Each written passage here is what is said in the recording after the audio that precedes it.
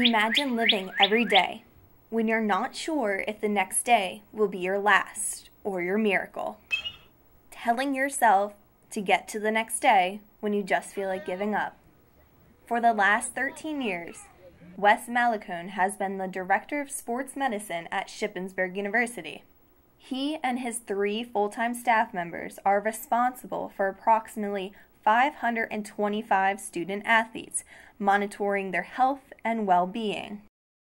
As a young boy, Wes loved to play sports. Baseball was his favorite. At the age of 38, Wes is enjoying life and especially working the job he loves. But it wasn't always that way. At the age of 9, he welcomed a little brother, Trey. A few months after Trey was born, just like any other hot summer day, Wes was playing baseball. After a week of his persistent symptoms, Wes told his parents and was taken to the doctor. From then on, his life would be completely different. Wes was diagnosed with ulcerative colitis. 4 years later, at the age of 13, Wes had a non-invasive procedure. The results came back positive for a primary sclerosing cholangitis. They had informed me that at some point I would need a liver transplant. They estimated it at that time that maybe around age 25 is when I would need that transplant. PSC is a disease that only a small percentage of males are diagnosed with. Wes was 13 and already had 2 diseases. Wes decided to stay somewhat close to home and receive his undergraduate degree in 1999 from Duquesne University. He then went straight into his master's and chose Shippensburg University. While there, he worked as a graduate assistant under the then Director of Sports Medicine, Steve Heckler. Working under Steve opened many doors in his career, including a summer internship with the Philadelphia Eagles for training camp. Before training camp was over, I like to think that my hard work and effort really paid off, and they liked what they saw, and they offered me the opportunity to come back as the full season intern. A few years later, Wes had his first episode of cholangitis, an infection of the liver. He had finally become sick enough to need a transplant. At age 32, I was officially put on the transplant list. I would get blood work every so often so that you're updated on that list. He would then get a MELD score, which gave doctors an estimate of how sick and how soon they needed to find Wes a liver. Over the 4th of July weekend of 2011, had a full body infection, which they deemed septic, and they had put me on numerous antibiotics. Over the next couple weeks, I would be sick for a week, home for a day, and go back in for a week. His body continued to deteriorate. His skin was becoming more and more jaundiced. He knew how sick he was. He knew the time was coming.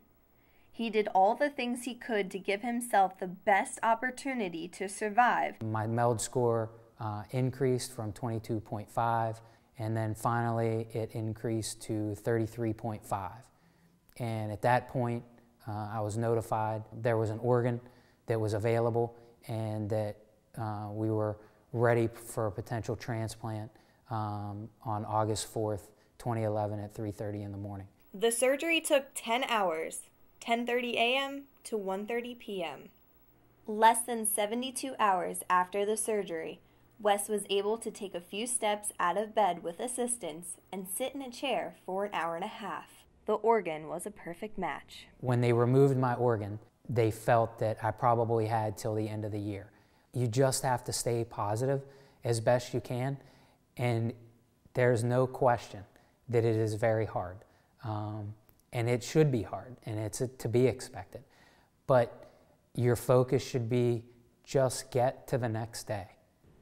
No one understands what Wes went through better than the Pennsylvania Athletic Training President, Jim Thornton, who received a kidney transplant, an unselfish gift from his own sister. Wes received his organ from Give a Gift of Life, who matches donors to certain agencies. Someone in your family needed an organ, would you then change your mind and say, well, Yes, because it directly affects me. Wes lived almost 10 years longer than what doctors expected when he was diagnosed with his second disease at the age of 13.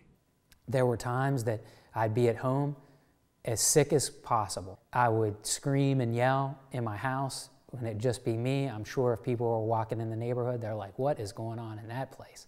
But the reality is that's some of what helped me get through, by just yelling and getting some emotions out. I know that there's someone right now that was just as sick as I was that didn't get that liver, or passed away a week prior, that allowed me and afforded me that opportunity. If it wasn't for his support system doing everything in their power to ensure he received a liver, today Wes may not be with us. There was an opportunity for me to go to the Mayo Clinic in Rochester to have a workup done, to be listed in that region.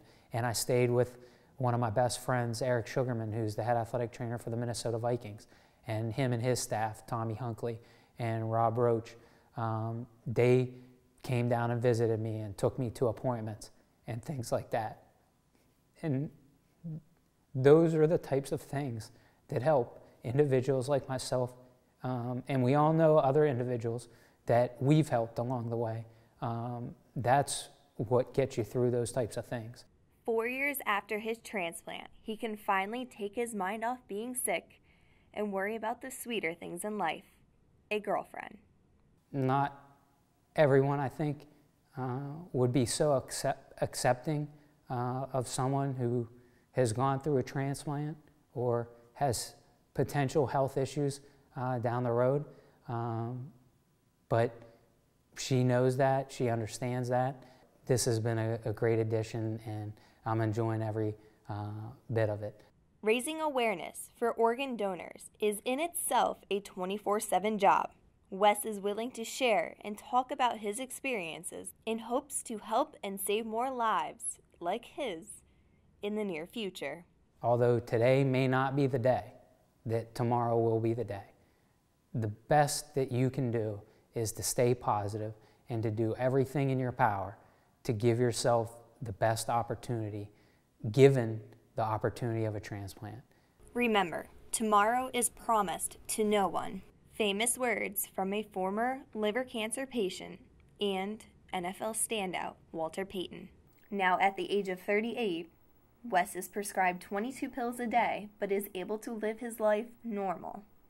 August 4th at 3:30 in the morning, Wes's second birthday.